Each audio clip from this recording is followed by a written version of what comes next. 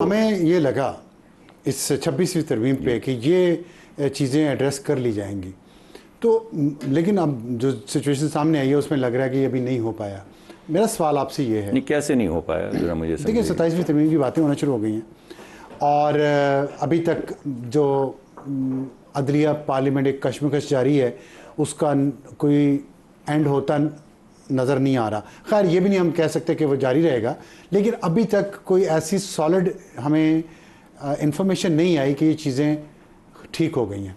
तो मैं आपसे ये पूछना चाहता हूँ, आपने नॉर्डिक कंट्रीज़ का जिक्र किया, अमेरिका का जिक्र किया, हमारे मुल्क में ये जो बुनियादी जस्टिस की चीज़ें हैं इसमें क्या रुकावट, आप मेन रुकावट क्या देख रहे हैं आप इस वक्त? देखिए अदलिया अपना काम कर नहीं पाती। मतलब अगर आप देखें कि कितने मुकदमात रहते हैं या ग्लोबल रैंकिंग कहाँ पे गई है, मगर वो एग्जेक्टिव का काम और पार्लियामान के काम में ज़रूर कोई ना कोई मुदाखलत तो स्ट्रॉन्ग वर्ड है, मगर कुछ ना कुछ करती रहती है जो उस डोमेन में नहीं आता। हम लोग भी बाज नहीं आते। हम जिसकी डोमेन जो है वो उस डोमेन से बाहर निकल के जब दूसरी डोमेन में इंटरफेयर करने या इन्फ्लुएंस करने की कोशिश करता है तो ये तमाम कबाहतें पूरी होती हैं। अगर एक बड़ा निज़ाम वज़ा कर दिया जाए जिसमें जो अदलिया है वो अपना काम करे, पार्लियामान अपना काम इस पे मैं आता हूँ, ये तो निज़ाम वज़ा किया हुआ है आइन में, लेकिन आप कह रहे हैं कि हम तो आप लोग भी क्यों अभी तक ये सबक नहीं हासिल कर सके पार्लियामेंट? जी उसकी वजह मैंने आपको बताई है ना कि जब तक फॉर एग्जांपल ये वो चिकन एंड एग स्टोरी है थोड़ी सी किसी हद तक, लेकिन अगर हमें जब लगता है जो लग रहा था कि हमारे काम में इंटरफेयर किया जा रहा है, अगर हमें ये लगना शुरू हो जाए कि आइन साजी की जा रही है, आइन को इंटरप्रेट नहीं किया जा रहा, तो फिर हम वजाहत उस तहरीर में करेंगे ताकि कोई भी आइन साजी ना कर सके। अब उस प्रोसेस के बाद अगर किसी जगह पे कानून की इंटरप्रिटेशन की जा रही है बड़े अजीबोगरीब तरीके से जहाँ पे सर पैर नहीं मिल रहा, तो फिर ये हम पे मुकर्रर है या हमारा फ़र्ज़ है कि हम जाके उसकी ज़बान, उसकी तहरीर को इस क्लैरिटी के साथ एक अमेंडमेंट के ज़रिए लिख दें कि उसमें कोई गुंजाइश ना रहे। तो कर लिया आपने, अब आप समझते हैं अगला जो सियासी इस्तेहकाम है वो आ जाएगा और उसका असर पाकिस्तान की मईशत बेहतर होना शुरू हो जाएगी, या अभी भी कुछ रुकावटें हैं? मेरे ख्याल में बताइएगा जी। मेरे ख्याल में तो बिल्कुल बेहतरी आएगी, मगर इन तमाम चीज़ों की अपनी एक्सटर्नैलिटीज़ निकलेंगी जो हम एंटिसिपेट नहीं कर सके।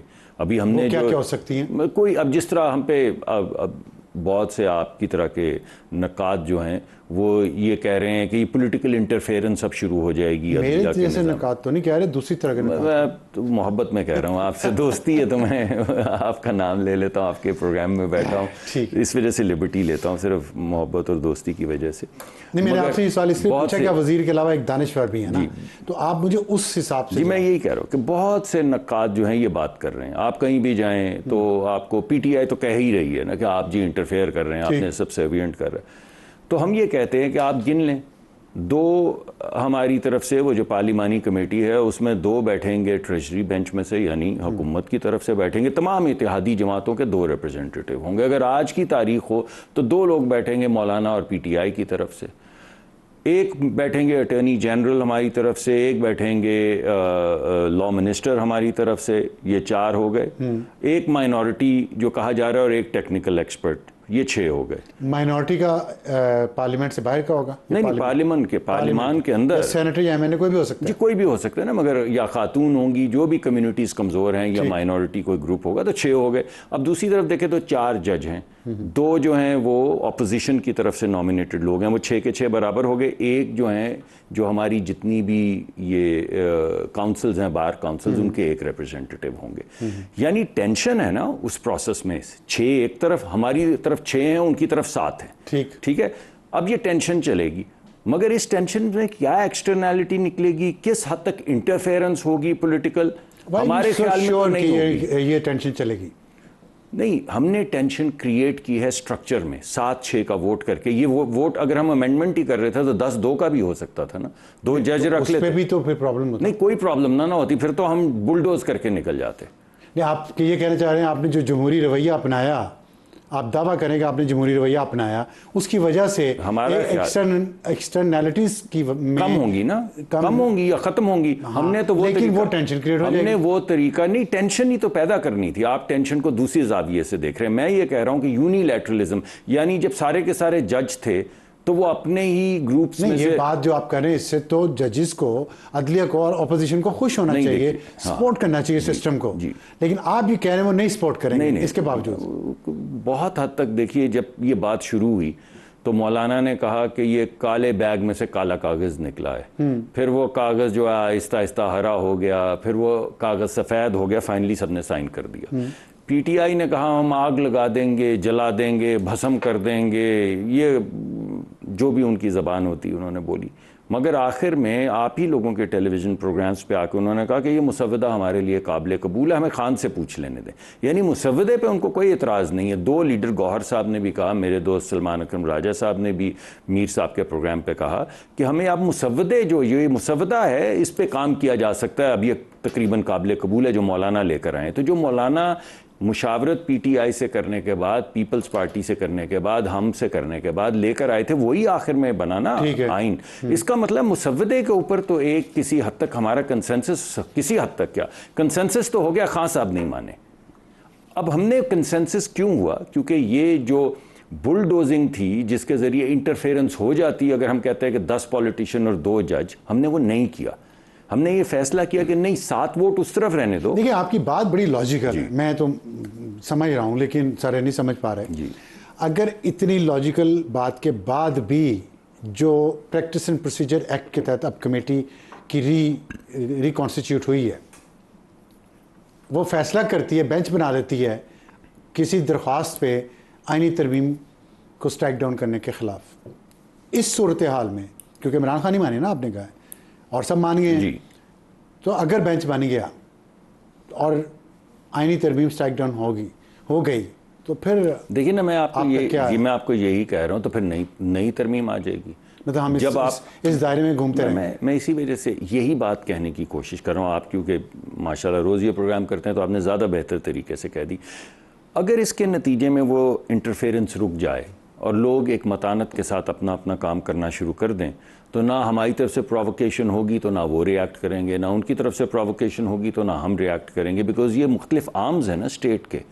इस वजह से अगर अब उन्होंने बेंच बनाया है, उन्होंने बेंच बना दिया, आईनी तरमीम तो हो चुकी है, उसी तरमीम पे हाथ रख के ओथ लेकर चीफ जस्टिस साहब, जो माशाल्लाह बड़े अच्छे वकील भी रहे हैं, बेइंतहा ज़बरदस्त स्टूडेंट भी थे, मेरे ज़माने के हैं, ज़बरदस्त स्टूडेंट थे, ज़बरदस्त तालीम हासिल की, ज़बरदस्त वकील थे, हाई कोर्ट में बेहतरीन फ़ैसले किए, अब चीफ जस्टिस बन गए हैं। अगर इसी मतानत से वो जो उनकी पुरानी बैकग्राउंड है वो सिस्टम को चलाते रहेंगे तो सिस्टम सेटल होना शुरू हो जाएगा। लेकिन अगर कहा जाए कि अच्छा आपने तरमीम की, हम तरमीम उड़ाते हैं, तो फिर हम दोबारा से तरमीम करते हैं, फिर आप दोबारा से तरमीम उड़ा दीजिएगा, फिर हम दोबारा से तरमीम कर लेंगे। हमारा हक तरमीम करने का आइन में, कानून में तो आप नहीं ले सकते ना भाई। ठीक है, जिस तरह हम उनका फैसले करने का हक नहीं ले सकते, वो आइनी और कानूनी तरमीम करने का हक हमसे नहीं ले सकते।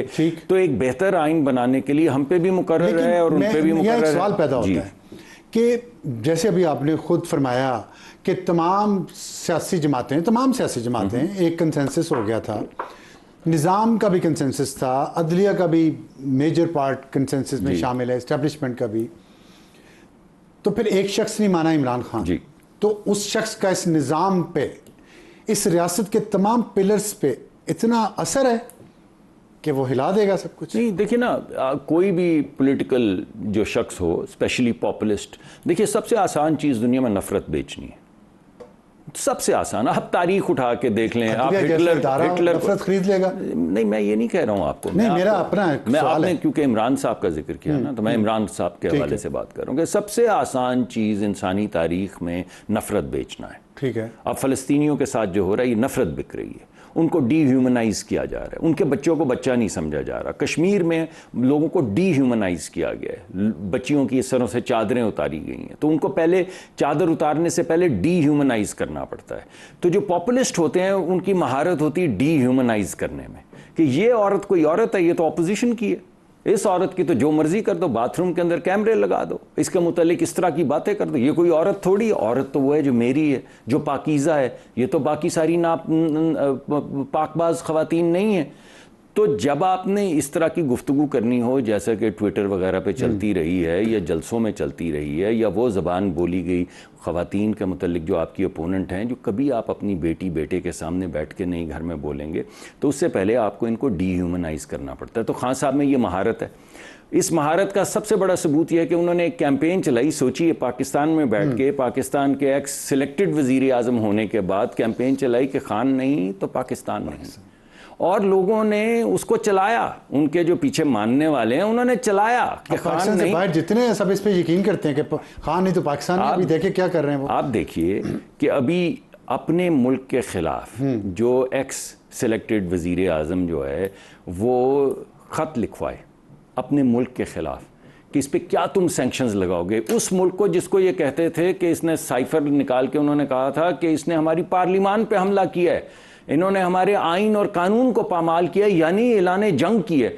अरे भाई, अब उसी मुल्क में जाके आप आपने लॉबिस्ट हायर कर रहे हैं, और लॉबिस्ट हायर कर रहे हैं डेविड फेंटन को, जो 30 साल से पाकिस्तान के एटमी प्रोग्राम्स के खिलाफ कैंपेन चला रहा है। 30 साल से कॉन्सर्ट्स करता है लाखों लोगों के पास। वक्त खत्म हो रहा है आपकी जी। अभी तो आपने मुझे वो थोड़ा मेरा ख्याल है कि बयानी शुरू की थी। आपके साथ किसी दिन ज़्यादा टाइम निकाल के मुलाकात इस पर बात करेंगे। लेकिन मैं सिर्फ ये कहना चाहूँगा आखिर में, क्या ये हुई है एक अमेंडमेंट, इस पे हमें भी मतानत दिखानी चाहिए। अदलिया को भी मैं कौन होता हूँ उनको बताने वाला, लेकिन मेरे ख्याल में कुछ रवैयों में तब्दीली आनी चाहिए, और पीटीआई को एक नए ज़ाविये से, नए सिरे से सोचना चाहिए। बहुत शुक्रिया सेनेटर मुसद्दिक मलिक साहब हमसे बात करने का। और एक लफ्ज़ है डीह्यूमनाइज़। देखना ये है कि क्या खान साहब ने जो लोगों को डीह्यूमनाइज़ किया है उसके असरात इतने बड़े बड़े ओहदों पर बैठे लोगों पर भी हैं, और इस हद तक हैं कि एक के बाद एक पर हैं। और क्या यहाँ से आगे मतानत दिखाई जाएगी या नहीं दिखाई जाएगी, आने वाला वक्त बताएगा।